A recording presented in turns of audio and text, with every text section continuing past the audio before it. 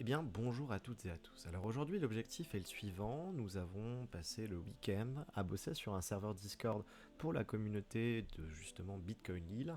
Et l'objectif est de vous présenter ce qu'il en est, de vous filer directement le lien du modèle pour que derrière vous puissiez vous-même le mettre en place. Alors bon, je suis sur un compte de démonstration, un autre compte Discord sur l'application. Je vais rejoindre le serveur par le biais du lien d'invitation. Et une fois qu'on arrive là-dessus, qu'est-ce qui se passe? Bon, déjà, on observe un certain nombre de choses. On a le total des membres, donc de tous les membres qui ont rejoint, le prix du Bitcoin, de l'Ethereum et le gas fee sur l'Ethereum, tout en sachant que ça, c'est quelque chose que j'ai pris en compte via un bot, je vous en parlerai juste après. Et puis, on a deux panels dans lesquels la personne qui vient de rejoindre n'a aucunement la possibilité de pouvoir écrire pour l'instant. Alors bon, des nouvelles arrivées là-dessus, RAS, avec la petite bannière. Le règlement, c'est un règlement qui a été écrit, qui est disponible sur notre site. Si vous voulez en faire des copier-coller, n'hésitez pas, hein, vous faites plaisir. La foire aux questions, dans laquelle j'ai mis un certain nombre de questions qui correspondent en fait à, déjà d'une part, ce que nous on fait à Bitcoin Lille, et puis en parallèle également, on va tout simplement comprendre comment fonctionne notre Discord, les différentes commandes possibles avec nos bots sur le Discord de Bitcoin Hill, les annonces directement du Discord, les réseaux sociaux de notre collectif, nous aider avec un petit descriptif de ce qui est possible avec des choses qui vont arriver plus tard, et post-Twitter, pour l'instant il n'y a rien, mais le feed a été préparé. Ce que ça veut dire, c'est que dès qu'il y aura un post posté sur le Twitter de Bitcoin Hill, et bien derrière, ce sera automatiquement posté là-dedans. Alors concrètement, une fois que la personne arrive, vous voyez qu'à chaque fois, elle n'avait pas la permission de pouvoir parler. Elle doit automatiquement venir ici sur le règlement et puis le valider une première fois. Une fois que c'est validé, et bien du coup, cela ouvre la possibilité d'avoir accès à un certain nombre de choses. Alors le choix des salons déjà, dans lequel la personne, alors moi vous voyez que tout est en bleu parce que j'avais justement, c'était mon compte de test, et donc du coup j'avais déjà initialement mis tout cela. Et donc la personne a la possibilité, puisque actuellement elle n'a, hop c'est pas celle-là, pour l'instant elle n'a que le statut de membre validé, puisque la personne a validé le règlement. Elle a la possibilité de cliquer sur l'une de ces icônes, qui va permettre dans la partie qui est dans la discussion ici, de pouvoir rajouter des channels en question. Par exemple, si la personne est intéressée par le développement, elle va cliquer sur Dev et hop, on a le channel développement qui vient de s'ajouter. Si en cours de route, elle vient être intéressée par le Lightning Network, elle va cliquer dessus et hop, le channel arrive. Et puis pareil, si la personne, elle décide maintenant de recliquer dessus, vous voyez que le channel, ce qui va se passer, c'est qu'il disparaît. Bon, là-dessus, RAS, aucun souci, de toute façon, c'est expliqué dans la foire aux questions. Discussion générale, bon, ça, bref, là-dessus, rien de spécial. Dans les ressources partagées, j'ai mis un certain nombre de ressources que moi j'utilise. Développement, parrainage pub, un endroit où les gens peuvent faire de la pub pour des copains ou bien la leur, un salon international pour l'anglais, et puis des salles dans lesquelles les gens ont la possibilité de pouvoir aller converser directement. En tant que membre non validé, donc personne qui arrive, on a donc accès à quasiment rien. Quasiment rien, pourquoi? Parce que quand la personne arrive et qu'elle clique dessus, elle n'a accès en fait à aucune de ces salles, et puis elle n'a pas le règlement de valider. Bon, là-dessus, je pense que vous avez compris comment ça fonctionnait. En parallèle, il y a également des bots. Alors, au niveau du fonctionnement du serveur, dans les bots qui sont utilisés, il y en a plusieurs. Je vais directement aller dans les paramètres. Et pour ce faire, je vais directement me positionner avec mon compte propriétaire du serveur. Alors, vous voyez qu'il y a les petites channels dont on n'a pas parlé qui, pour l'instant, sont totalement off et que les membres validés ou autres ne peuvent pas voir. Et puis également que tout en bas, on a un channel avec l'orga de Bitcoin Lille dans lequel on a un certain nombre de choses, enfin bref, des discussions. Et log complet, log communauté, les logs complets, c'est quoi? C'est qu'en fait, on a la possibilité de pouvoir générer un channel dans lequel il y a tous les logs en question qui ont été qui correspondent tout simplement en fait à ce qui a été fait, la modification des rôles, etc., etc. Donc ça, c'est une possibilité. Moi, ce que je voulais vous montrer, c'était au niveau des paramètres du serveur. Alors bon, les salons catégories, ça, vous faites joujou, pareil pour le reste, pareil pour le profil du serveur. Au niveau des paramètres, le message système, c'est bon directement au niveau des arrivées. Je vous montre comme ça, si c'est pas tout à fait copié, vous pourrez faire vos modifs. Au niveau des différents rôles, On a le rôle de base, donc avec on est 5 en tant qu'orga, les modérateurs, même chose, on peut rajouter d'autres personnes. Et puis ensuite, ici, on a mis des rôles qui ne donnent rien de spécial, mais qui vont permettre en fait aux gens, lorsqu'ils le demandent et que c'est vérifié, de pouvoir avoir un statut particulier. Ensuite, on a nos différents bots, on en parlera rapidement après.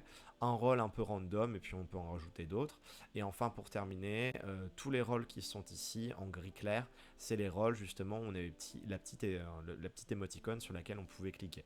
Enfin, pour valider, voilà, vous avez capté ce que c'était. On peut rajouter des emojis, autocollants, même chose. Et puis, quand je disais modèle du serveur, dans les commentaires, vous le trouverez. C'est un petit lien qui va vous permettre de générer un nouveau serveur à l'aide directement du lien dans les commentaires. Ensuite, au niveau des intégrations, et c'est ça qui va qui va m'intéresser, c'est qu'on a plusieurs intégrations possibles. En l'occurrence, j'ai fait épurer tous les bots que je trouvais un peu à gauche, à droite. Et au niveau des différents bots, il y en a certains qui sont vraiment intéressants. Le bot Dino. Alors, je vais juste vous le montrer une fois. C'est que dans les rôles et membres, ici, Everyone a été retiré. On a mis dans tous les salons, pas de problème.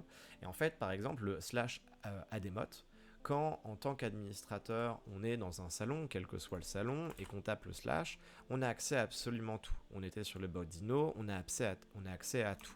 Et ça, c'est problématique. Pourquoi? Parce que quand on est un membre lambda, eh bien, en fait, si on vient faire le slash, on ne veut pas accéder directement à tout. Ici, on voit l'intégration de base de Discord qu'on ne peut pas retirer, mais vous voyez qu'il n'y a rien d'autre sur le côté.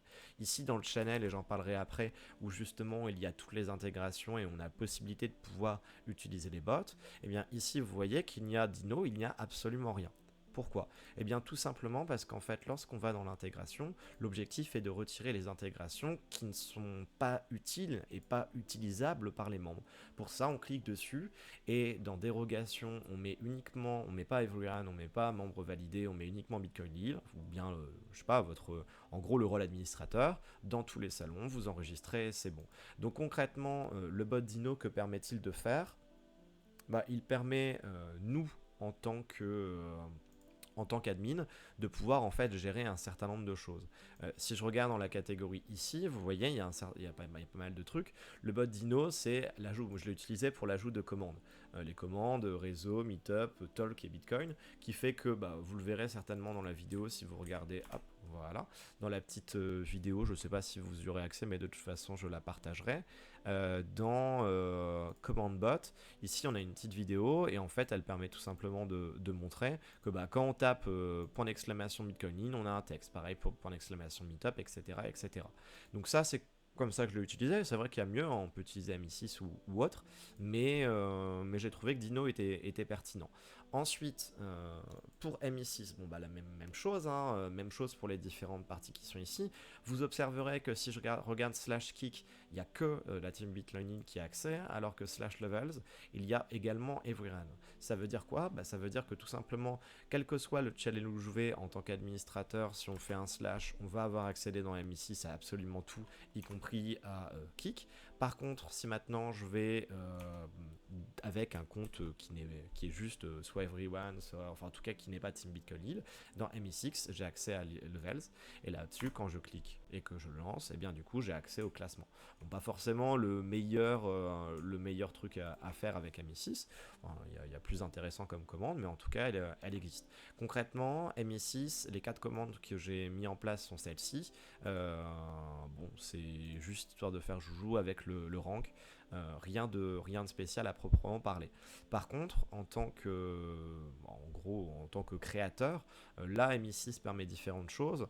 Ça permet d'avoir le classement avec l'XP forcément, mais aussi d'avoir les messages de bienvenue dans le canal nouvelle arrivée. Vous voyez qu'ici on a absolument à chaque fois un petit message de bienvenue. Ça c'est quelque chose qui est intéressant, même si c'est pas forcément le truc le plus incroyable du monde. On a des procédés de modération automatisés, on peut créer des sondages très facilement avec un slash poll. On peut ajouter le nombre total de vues du serveur et pour ça c'est ce que vous voyez ici tout en haut avec nombre total de membres. Gérer le classement, ça je vous l'ai dit. Comment ça se passe? En fait c'est très simple, il suffit d'aller sur le site de MI6. Une fois que vous êtes sur le site de MI6, derrière vous allez modifier en fonction des différentes parties qui sont ici. Moi vous voyez que j'ai bienvenu et au revoir où en l'occurrence là-dessus, eh bien on a mis le channel en question et puis on a modifié un petit peu la bannière. La modération, on a fait, en gros, on a validé les paramètres en fonction de la suppression souhaitée. Pour ce qui est des sondages, on l'a activé, mais pour l'instant, on ne va pas les utiliser. Les recherches n'importe quoi, on a tout dégagé sauf Twitch et YouTube parce que tout le reste, ça sert à rien. Les niveaux, je vous laisse regarder les paramètres et voir un petit peu ce qu'il en est. Ensuite, sur le salon des statistiques, on n'a pas l'accès. Pareil pour les statistiques des crypto-monnaies. Donc pour le MI6, c'est ce que ça nous permet de faire. De la même manière ensuite, si on continue sur les intégrations et qu'on va désormais sur Crypto Display, bon bah c'est la même chose que tous les autres. Il y en a certains qui sont en absolument juste pour Bitcoin Lille. Il y en a d'autres pour lesquels, au contraire, il n'y a pas que Bitcoin Lille, il y a d'autres choses. Par exemple ici Refresh. Bon, je vais vous montrer à quoi ça correspond. En tant que membre lambda, on a la possibilité avec Crypto Display de faire un slash refresh. Et en fait, quand on fait un slash refresh, ce que ça va venir faire, c'est que les prix qui ont été ajoutés, les 3 prix qui sont ici, eh bien en fait, vont tout simplement être actualisés automatiquement. Comme vous voyez, ça a été le cas là à l'instant. Donc ça, c'est quelque chose qui est intéressant, qui est utilisable par tout le monde. Par conséquent, si je vais dans le channel avec un compte random et que je vais du coup sur Crypto Display, vous voyez qu'il y a uniquement le slash refresh. Par contre, en tant que administrateur, que créateur du serveur ou autre, bon, j'ai fait une petite bêtise, j'aurais pas dû le mettre ici. Crypto Display, ce qu'il permet de faire, il n'est pas en supprimé. En fait, il va permettre de pouvoir créer directement un salon. C'est les 3 salons que vous avez ici avec le prix du gaz et le prix d'une crypto-monnaie que vous souhaitez, sachant que des crypto-monnaies, il y en a beaucoup, beaucoup, beaucoup. Donc ça, c'est très intéressant. Je ne vais pas vous montrer comment le faire parce que concrètement, c'est extrêmement simple et puis voilà, à vous de jouer. Mais j'ai trouvé un bot, peut-être le bot le plus simple d'utilisation et surtout qu'il ne bugue pas. Et donc, on peut refresh, que ce soit pour l'utilisateur comme pour du coup le modérateur. Dans les autres intégrations, on a la possibilité de pouvoir ajouter Zcrypto. Bon, là, c'est pareil, hein, c'est toujours la même chose. Il y a plein de trucs que j'ai dégagés. Là, il y a pas mal de choses qui sont intéressantes. Zcrypto permet de pouvoir avoir en slash price le top 10 des cryptos les plus. En fait, le prix des cryptos dans le top 10 à l'exception des stablecoins. En slash pump, les 20 cryptos qui pumpent le plus si elles sont positives. En slash fear, le fear and greed index. En slash hit, c'est en fait tout simplement, vous allez le voir, un screen de la map de Coin 360. On a la possibilité d'avoir un slash coin hit qui va en gros nous filer des indicateurs particuliers. Et ici, un truc qui est vraiment très intéressant, on a la possibilité de pouvoir ajouter en gros un chart avec les indicateurs qu'on veut, on peut en rajouter jusque 2. Et puis, tiens, je vais mettre les Bollinger. Et en fait, ça nous sort directement au bout de quelques secondes. Là, je vais lancer 2 commandes, ça va peut-être prendre un petit peu plus de temps, mais ça nous balance directement un chart, enfin un screen de TradingView avec du coup les indicateurs qui ont été proposés. Ici, vous voyez que, comme je le disais, voilà, c'est excellent. C'est la première fois que je vois ça et franchement, c'est vraiment très très pertinent. Pour terminer, je crois que c'est le dernier. Au niveau des intégrations, on a aussi Twitchshift. Alors Twitchshift, à proprement parler, j'ai dégagé pour tout le monde absolument, absolument tout. Il n'y a que les administrateurs qui y ont accès. Et donc Twitchshift, comment ça fonctionne? Eh bien en fait, c'est tout simplement, on va se connecter au site en question. Donc vous voyez que c'est pas écrit là-dedans, hein, ce site-là, puisque pour les utilisateurs lambda, on n'y a absolument pas accès. Et en fait, on peut créer un feed Twitter lié par exemple au compte, au compte Twitter qui va venir poster dans un channel du Discord tous les tweets en question. Donc le channel ici, il est ici, c'est post Twitter. Et personnellement, ce que j'ai fait après avoir lié le compte Twitter sur le site de Twitchshift, c'est de faire un slash, je crois que c'était un slash follow, c'était ça. Et puis ensuite, on rajoute hop, Bitcoin Lille, le channel, on vient sélectionner le challenge qui nous intéresse, par exemple, voilà. Link, on met si on accepte les liens ou pas, moi en l'occurrence c'est oui, les retweets du compte oui ou non, et on peut mettre le ping, et ensuite on clique lancer. Moi je vais pas le faire parce que sinon il va dire mais vous avez déjà fait. Donc très intéressant. Il existe des choses un petit peu différentes, mais personnellement j'ai pas trouvé mieux. Voilà, je pense que j'ai à peu près tout dit.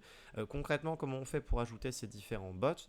En fait, il suffit tout simplement d'aller ici, dans paramètres du serveur, et là, on a répertoire d'applications. Dans répertoire d'applications, on tape sur crypto, et ensuite, on a accès à tout ça. Personnellement, j'en ai regardé énormément, et j'en ai testé beaucoup, beaucoup, beaucoup. Crypto Watcher, il y avait des trucs qui étaient pas trop mal, mais des petits bugs, donc j'ai décidé de tester ça. Et puis, si vous voulez regarder ceux que j'ai supprimés, il y a aussi tout cela qui permettait plus ou moins de faire des choses intéressantes. Mais en fait, en réalité, l'objectif est quand même d'avoir un nombre de bots relativement faible sur le serveur, déjà d'une part parce qu'il faut aller filer les interactions les unes après les autres, et puis parce qu'en réalité, c'est pas nécessaire d'en avoir 15 000. Donc voilà, je pense que j'ai à peu près tout dit. J'essaye de faire relativement court. 15 minutes de vidéo pour ça, c'est quand même pas mal. N'hésitez pas à copier et à faire comme vous le souhaitez avec tout ce que vous voyez sur le Discord de Bitcoin Hill. Voilà, ce serait en tout cas c'est chouette si ça vous permet de pouvoir avancer et développer ça. Et puis n'hésitez pas à citer vos sources si derrière pour des règles ou pour d'autres petites choses vous venez à les utiliser telles quelles. Voilà, et bien sur ce je vous dis à la prochaine, je vous souhaite une agréable après-midi et n'hésitez pas à nous contacter sur le Discord de Bitcoin Hill ou bien sur le Twitter. Ciao ciao.